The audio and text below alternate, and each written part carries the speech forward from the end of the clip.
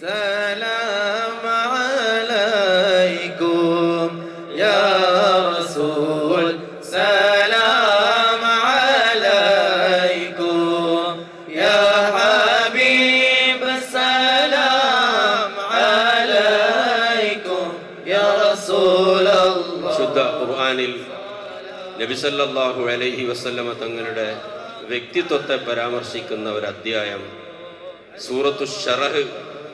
അലം നശ്റഹ് ലക സദ്റക്, വിശാലമായ മനസ്സ് അല്ലെങ്കിൽ നിങ്ങളെ മനസ്സ് നാം വിശാലമാക്കിയിരിക്കുന്നു. ഈ പ്രപഞ്ചത്തെക്കാൾ വലിയ വിശാലമായ മനസ്സായിരുന്നു നബി സല്ലല്ലാഹു അലൈഹി വസല്ലമ തങ്ങൾക്കുള്ളത്.